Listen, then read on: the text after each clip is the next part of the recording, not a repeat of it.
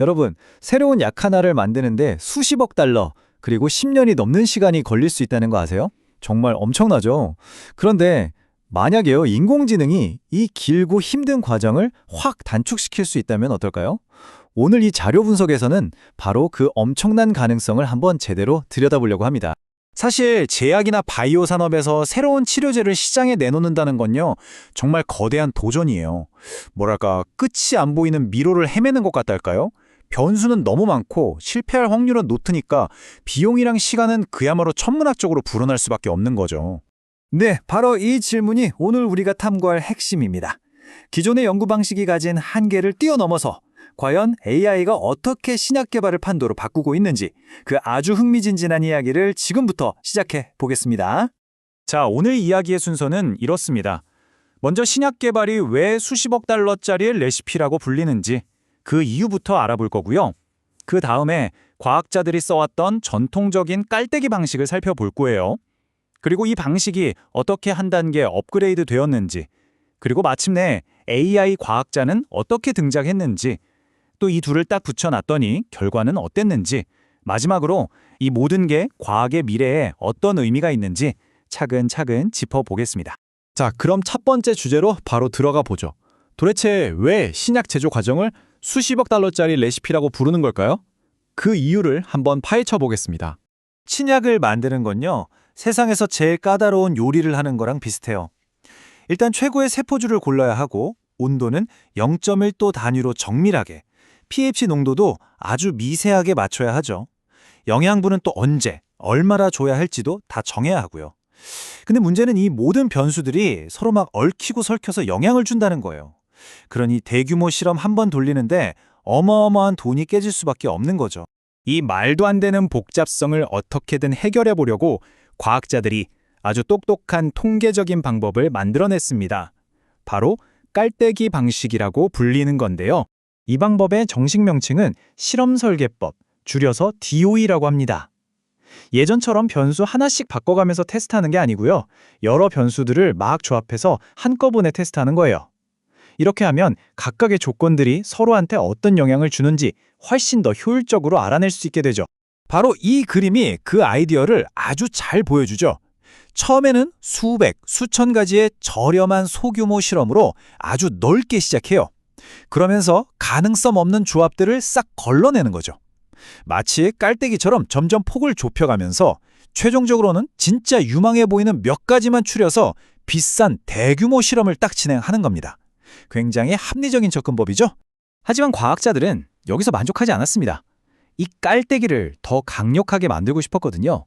그래서 한 번의 실험으로 훨씬 더 많은 정보를 뽑아낼 수 있는 아주 동적인 업그레이드를 시도하게 됩니다. 기존 방식, 그러니까 CDOE는요, 실험이 딱 시작되면 끝날 때까지 모든 조건이 똑같이 고정돼 있었어요. 정적이었죠. 하지만 새로운 IDOE 방식은 완전히 다릅니다. 실험 중간에 온도를 확 높이거나 낮추는 것처럼 조건을 아주 역동적으로 바꾸는 거예요. 이 작은 차이가 정말 엄청난 결과를 가져옵니다. 자, 이 그래프를 한번 보세요. 이게 바로 그 결과물입니다. 기존의 정적인 실험에서는 절대로 볼 수 없었던 조건 변화에 따른 세포의 실시간 반응 곡선을 얻을 수 있는 거죠. 이건 마치 세포한테 스트레스 테스트를 해서 얼마나 잘 견디는지, 그 한계는 어디인지 같은 훨씬 깊이 있는 정보를 얻는 것과 같아요. 데이터의 차원이 달라지는 겁니다. 그리고 마침내 드디어 오늘 이야기의 진짜 주인공 AI 과학자가 무대 위로 등장합니다. 여러분, 이건 단순히 기존 방식을 조금 개선하는 수준이 아니에요. 이건 실험이라는 행위 자체에 대한 접근법을 뿌리부터 바꾸는 그야말로 혁명적인 변화입니다. 그 혁명의 중심에는 베이지 최적화라는 기술이 있습니다. 이걸 아주 간단하게 말하면요, AI가 마치 체스 챔피언처럼 다음 수를 완벽하게 예측하는 것과 같아요. 지금까지 했던 모든 실험 결과를 싹 다 학습해서 그럼 다음엔 어떤 실험을 해야 가장 쓸모있는 정보를 얻을 수 있을까? 이걸 AI가 스스로 판단하는 거죠. 그냥 감으로 찍는 게 아니라 매 순간 가장 똑똑한 다음 스텝을 지능적으로 찾아내는 겁니다. 베이지 최적화가 왜 그렇게 천재적이냐면요, 바로 이 두 가지 행동 사이에서 완벽한 균형을 잡기 때문입니다. 하나는 활용인데요. 이건 이미 결과가 좋게 나왔던 지점을 더 깊게 파고드는 거예요. 다른 하나는 탐색인데 이건 아직 잘 모르지만 혹시 대박이 터질지도 모르는 새로운 영역에 과감하게 도전하는 거죠. 이 둘 사이의 줄타기를 기가 막히게 잘하는 겁니다. 그 과정은 이렇습니다. 자, 먼저 지금까지 얻은 데이터로 일종의 가능성 지도를 그려요. 그 다음에 AI가 그 지도 위에서 여기가 가장 유망하거나 아니면 여기가 제일 불확실하니까 한번 찔러봐야겠어 하고 다음 실험 대상을 딱 지목합니다. 그럼 실험을 해서 새로운 데이터를 얻겠죠? 그 정보로 지도를 더 정확하게 업데이트하는 거예요. 이 과정을 계속 반복하면서 AI는 점점 더 똑똑해지고 더 현명한 결정을 내리게 되는 거예요.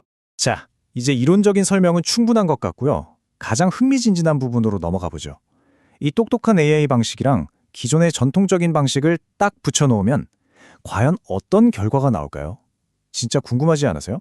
그래서 연구원들이 실제 산업 데이터를 바탕으로 아주 정교한 시뮬레이션을 돌려서 두 방법을 정면으로 비교해 봤습니다. 그 결과가요, 정말이지 놀라움 그 자체였습니다. 자, 이 표를 한번 보시죠. 기준이 되는 전통 방식 LHS가 만들어낸 생산량이 18.3이었어요. 그런데 AI 방식인 G본을 보세요.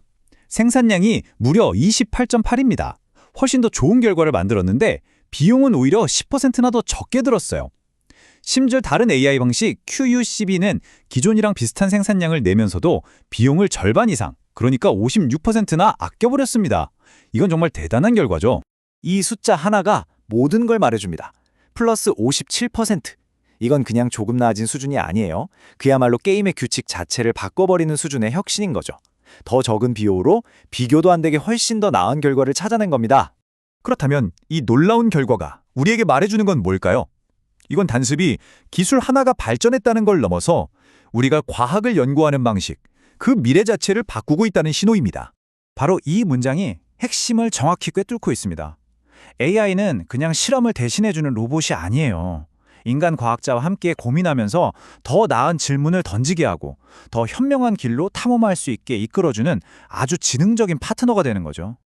그리고 이 기술의 잠재력은 신학 개발에만 머무르지 않습니다. 생각해보세요. 수십 년이 걸릴지도 모를 새로운 친환경 화학물질 개발이나 더 효율적인 바이오 연료, 혁신적인 신소재 개발 같은 것들을 단 몇 년으로 단축시킬 수도 있는 거예요.